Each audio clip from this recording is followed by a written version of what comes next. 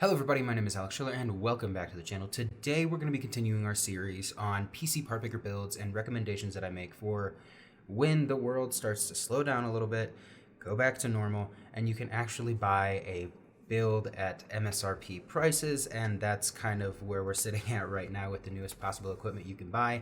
This is the $1,500 build, and I'm very excited for this one, just like I was excited for the last $1,000 build, because it's actually within a price range where you can start getting some really good components where you won't have to like upgrade down the line. You can use this system for 4 or 5 years and not have any performance compromises. So let's get started and talking about each part individually. So just like in the last build, we're going to be talking about each part individually. I already picked them all out. This is just kind of based on the fact that going through each individual part, kind of looking for stuff, took a lot of time. And these are my recommendations, as I always like to say. So you can choose different ones if you want to go Team Blue instead of Team Red, or if you want to go AMD versus NVIDIA in graphics card land, or any other parts that fit your build, want to go different colors. That's all up to you. So I just kind of give you my recommendations for what I would get in this price point, in this bracket. And yeah, that's pretty much it. So we went with a little bit of a different aesthetic here, kind of a black and white vibe. So if you guys see that, great. If you don't want that, choose a different part. Let's get started with the CPU. Really simple. We're gamer focused on all of these builds because that's what this channel is about. It's gaming, technology, and camera stuff. So obviously I want a little bit of a multi-threaded workload as well, which is why we went with the Ryzen 5 3600 6-core processor. 6 cores going to be great for gaming in the future. CPUs are getting a little bit more required in every game, a little bit more CPU intensive, so having 6 cores is going to set you straight for, like I said, the next 5 to 6 years. And the Ryzen 5 3600 is just the best value for the money at the moment. Again, there's the 5000 series, but that's going to be pretty out of stock for a while. The 3rd gen Ryzen has been around for a while. It's everywhere. You can find it in used markets now. Not even just buying it new, but there's a surplus of that product versus the 5000 series. So we're focusing here on the Ryzen 5 3600. Now, a lot of you might shit on this because it's micro ATX. And let me just give my reasoning for why I chose a micro ATX board. Number one, it's ASRock. I love ASRock as a company. They have a really good basic motherboard UI for any new builders trying to get into understanding overclocking and all sorts of stuff like that. It's an easy to navigate UI. And it's a really good board with a lot of features built into a small package. So you don't really need all of those different things around it. I got the nice clean white and black aesthetic that we're going for. It doesn't have any Wi-Fi, so you might have to insert a Wi-Fi card. But again, you've got plenty of slots for that. You've got 2 16x slots and one 1x1 slot, which isn't terrible. So you've got, yeah, that in the 1x1. And you can easily fit a Wi-Fi card in the 1x1 slot, even with a graphics card installed. A Wi-Fi card, and I think I said, I don't know what I said, but fitting a graphics card and a Wi-Fi card in this wouldn't be a problem. And then you have that 16x slot on the bottom as well to put whatever you want in. A lot of upgradability. You've got 2 M.2 slots if you want to have 2 M.2 SSDs, a bunch of different SATA ports, 4 slots for RAM, and a bunch of good I/O on the back. It's really just a really good board, so you can save a little bit of money on the motherboard without having to compromise performance at all. So that's why I went with the 550M Pro 4. So I went with 32 gigs of RAM for this build. I went with the cheapest set that you can buy. This is the G.Skill Ripjaws V series. It's a little bit bulky on the RAM, but it's a pretty good kit of RAM. Plus it's 2 16 sticks, so you can upgrade to 64 gigs in the future, allowing you to have some pretty fast memory with the 3200 megahertz. So yeah, it's just a pretty basic kit to get you 2 open slots. You can still run dual channel, and you're getting upgradability in the future, which you don't really need at this point because this is 32 gigs of RAM, which is completely fine for games right now. But again, available for you for multi-threaded workloads like editing and recording like I am right now. So upgradability in the future, but overkill for what you need for gaming. So options for you there. Storage, we went big, so I'm just going to have both of them up here. We have the Western Digital SN750. This is what I'm running in my system right now. It's a fantastic SSD.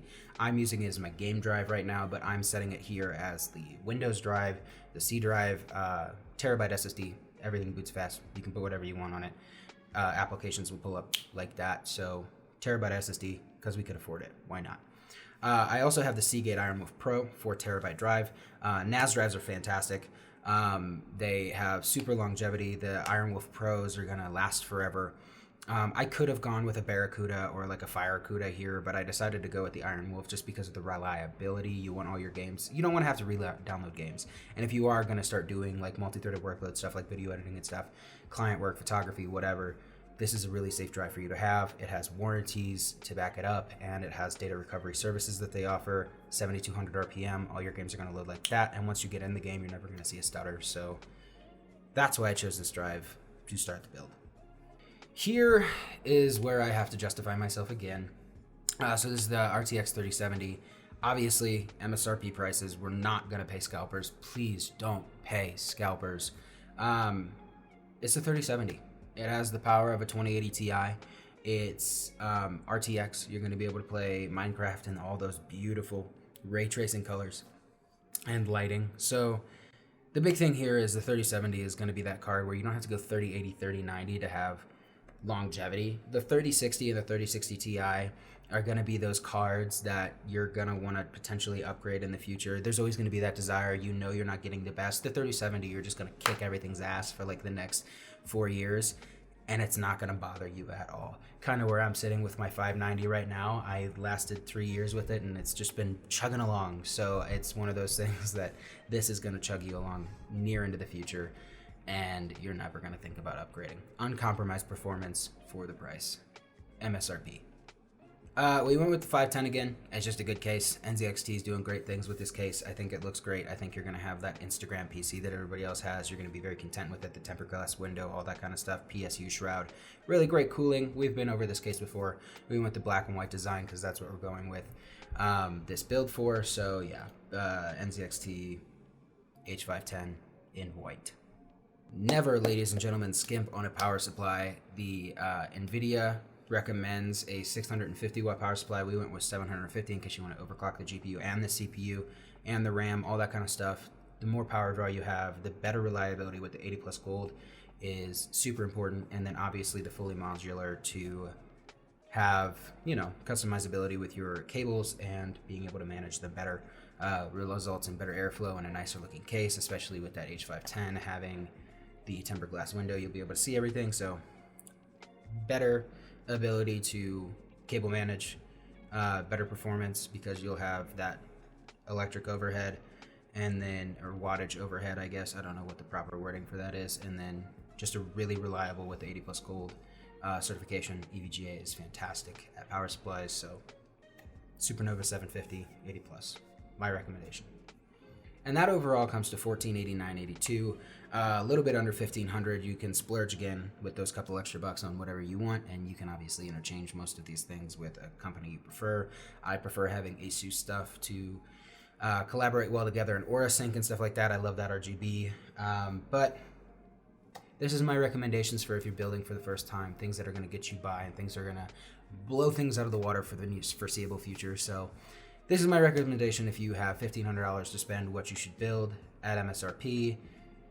The world, man. I don't know if the world is going to get any better anytime soon, but this is my recommendation for that build. So thank you guys so much for watching this video. If you liked what you saw, fantastic. Go ahead and hit that like button. I'm kind of done with this series at this point. Most gamers kind of fit right into this price bracket. If you want to see 1750, 2000, 2500, stuff like that, go ahead and leave it in the comments down below. Let me know, and I will make that video for you. But once you get into that price bracket, the world is your oyster, pretty much. So that being said, thank you so much for watching. Like if you like the video, subscribe if you want to see more of my content, whether it's tips and tricks for different softwares, tutorials, video gear, photo gear, and then obviously tech and gaming stuff like this. So thank you so much for watching. Hope you enjoy. Join our comment section and Discord down below so you can keep interacting with the group as my videos come out. That being said, thanks so much for watching, and I'll see you in the next one. Okay, bye.